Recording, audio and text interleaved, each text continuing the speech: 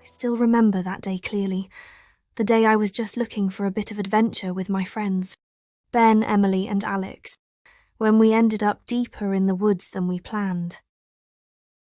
That's when we found this hidden village. The houses were old and covered in ivy, like they were stuck in time. Everything was quiet, almost too quiet, like the place was watching us. "Where are we?" I asked, but none of us really knew. Ben looked around and said, "It's strange. It feels like I've seen this place before." We thought about turning back, but our curiosity was too strong. Everything felt familiar, like we'd been there before, but we couldn't remember when or how. We walked through the empty streets, feeling like we were in a dream.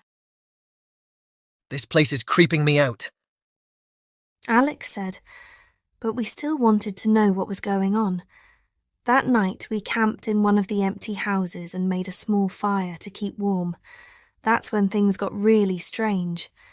We started hearing soft laughter far away and the faint sound of glasses clinking. We couldn't ignore it.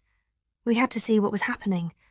When we went outside, the village was suddenly full of people. They were walking through the streets, children were playing, and music was coming from a pub.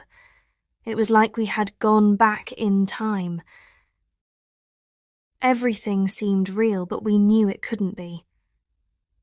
The next morning, while packing up, I felt a strange pull in my memory. "I think I've been here before," I said quietly.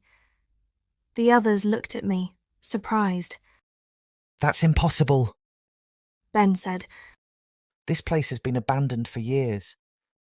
but I was sure. I described things, the old oak tree, the cobbled streets, even an old woman who gave me a sweet once. As I spoke, the others began to remember things too, but none of it made sense. "How could we have forgotten this place?" Emily asked, her voice shaking.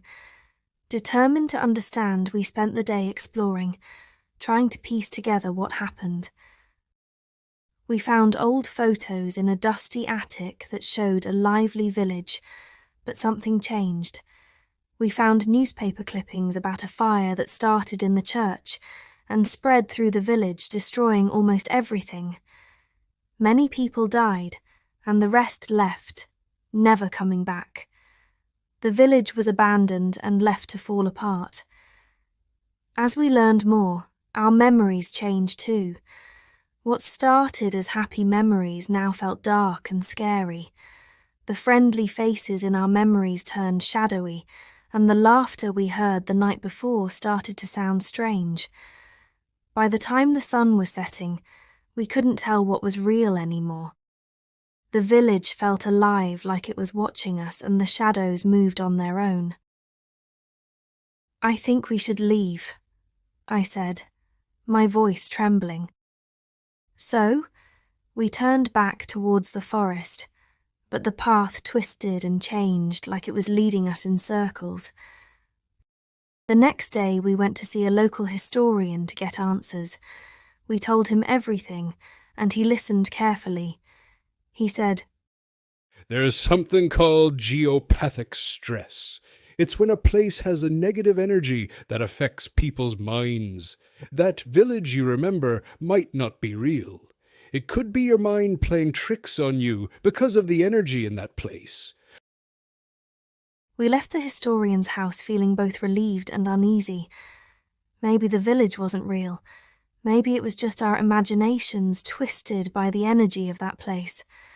But it had made us remember things we'd tried to forget. As we left the forest, we knew we'd never go back to that village. It was a place we once loved, but now we knew it was better left behind. The memories we found there weren't comforting anymore. They were a reminder that some things are better forgotten.